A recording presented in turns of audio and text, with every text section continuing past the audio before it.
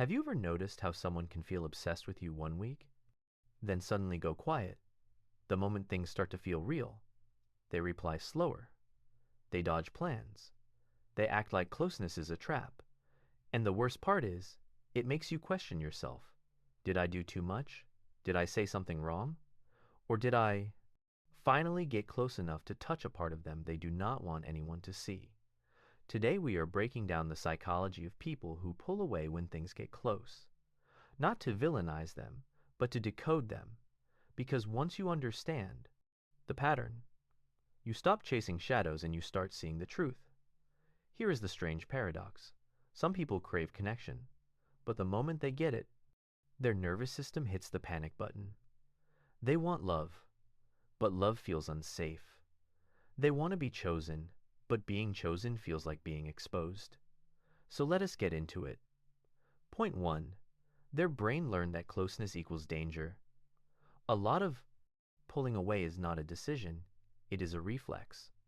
If someone grew up in a home where love came with conditions, mood swings, criticism, or sudden withdrawal, their brain made a rule. Attachment is unpredictable. Depend on someone and you will get hurt. So when they start liking you, it triggers an old alarm. Not because you are dangerous, but because their memory is. The body remembers what the mind tries to forget. They might feel warmth, then immediately feel fear. And the fear wins because it is older. This is why they can be amazing at the beginning. Distance feels safe. The early stage has excitement, mystery, control, but closeness has needs, expectations, and vulnerability. So they pull back to feel powerful again. If you have ever heard someone say, "I just need space," right after a deep conversation, that is not random, that is their nervous system trying to reset. Point 2, they confuse intensity with intimacy. Some people think closeness means constant emotional pressure. They do not know what calm connection feels like. So they chase intensity, the late night messages, the big confessions, the dramatic moments. But real intimacy is quieter. It is consistency. It is being seen on a regular Tuesday. It is small honesty, not just big emotion. And for someone who is wired for chaos, calm feels boring. Or worse, suspicious. This is why they can go from affectionate to distant overnight, because they were not building intimacy, they were riding intensity. And intensity burns fast. There is also a bias here, the novelty bias. Our brains pay more attention to what is new and uncertain. So if someone is addicted to uncertainty, they will create it. They will pull away, so you chase, not always consciously, but because their brain gets a dopamine hit from being wanted, and then you are stuck in a loop. You think love is something you have to win, but love is not a prize. Love is a place you both choose to stay. Point 3. They fear losing themselves, not losing you. This one is deeper. Some people have a weak sense of identity. They learn to survive by adapting to others. So closeness feels like a threat to their selfhood. They worry that if they commit, they will disappear. They will become what you want. They will lose their freedom, their time, their personality. So when things get close, they pull away to breathe. They need distance to remember who they are. This often shows up in people who were parentified, controlled, or emotionally responsible for adults when they were kids. They were never allowed to be separate. So now separation feels like survival. You will notice it in small behaviors. They suddenly pick up new hobbies. They emphasize independence. They act allergic to labels. Not because labels are bad, but because labels feel like a cage to them. The tragedy is, they might actually like you a lot, but liking you creates a question inside them. Will I still be me if I stay? And if they never? I've learned healthy boundaries. The safest boundary becomes distance. Imagine this. You have a great night. They laugh, they open up, they hold your hand a little longer than usual. On the way home they say, "I have not felt this connected in a long time," and you go to sleep smiling. Then the next day, silence. Not because the night was fake, but because the night was real. Their mind replays every moment and starts searching for the catch. They scan your tone, your words, even the way you looked at them. It is their threat system trying to predict pain. In therapy, this is often called a window of tolerance. When closeness pushes them outside that window, Their body chooses distance as the fastest way back inside, so they disappear to feel regulated. Point 4. They are protecting a shame story. Watch closely. People who pull away when things get close often carry a private belief.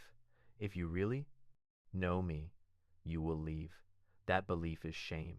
Shame is not just feeling bad, it is feeling defective. It is thinking, I am not lovable as I am. So when you get close, you get near the part of them they keep hidden, their insecurities, their past, their mess, their needs. And when you start showing real interest, their mind starts predicting rejection.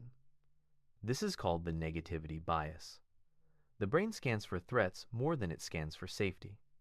So instead of thinking, wow, someone cares about me, they think, wait, when will they realize I am not worth it? So they pull away first. Because leaving on your own terms hurts less than being left. It is preemptive self-rejection. You might see them sabotage the vibe. They pick fights over small things. They accuse you of changing. They suddenly become cold. It is not always about you. It is about their fear of being unmasked.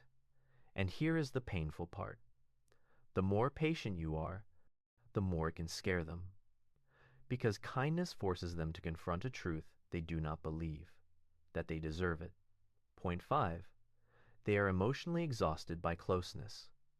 Not everyone pulls away because they do not care. Some pull away because closeness demands skills they never built.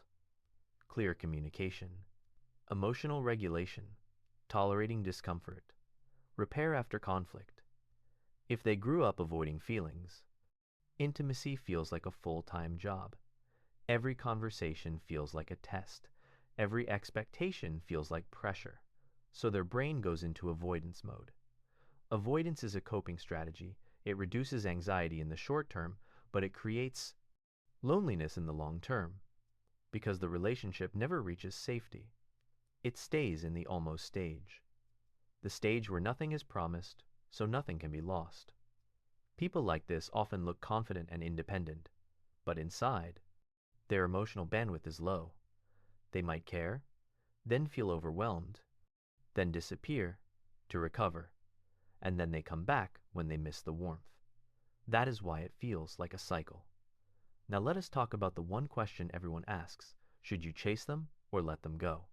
Here is the psychology-based answer. You can have empathy without becoming a therapist. You can understand their wounds without volunteering to bleed. If someone pulls away, watch what happens next. Do they reflect and return with clarity? Do they communicate their fear? Do they try to build trust slowly, or do they vanish, then reappear when it is convenient? Healthy distance is communicated. Unhealthy distance is used as control, and your nervous system knows the difference. If you feel constantly confused, that is data. If you feel like you are walking on eggshells, that is data. If you feel like you have to shrink to keep them close, that is data. Here is a powerful reframe. Their pulling away is information about their capacity, not your value. Do not measure your worth by someone else's attachment injuries. So what can you do if you love someone like this? Start with boundaries, not punishments. Boundaries are simply clarity. You can say, I like you, and I also need consistency. You can say, I respect your space, and I need communication. You can say, I am here, but I will not chase someone who runs. And if they respond with maturity, there is hope, because awareness is the doorway to change. Attachment patterns can heal, but only when the person wants to face them. Now let us land this. People pull away when things get close for 5 main reasons. Their brain associates closeness with danger. They confuse intensity with intimacy. They fear losing themselves. They protect a shame story. Or they get overwhelmed by emotional closeness. And sometimes it is a mix of all 5. The key is to stop taking it personally and start observing the pattern, because real love is not a cliff you fall off. It is a bridge you build together, slowly, with honesty, with repair, with courage. If this video made you think of someone, do not send it to them as a hint. Send it to yourself as a reminder. You deserve a love that comes closer, not one that keeps you guessing. If you want more videos that decode human behavior like this, tap subscribe and stay with us. And in the comments, Tell me, have you ever been the one who pulled away, or the one left confused?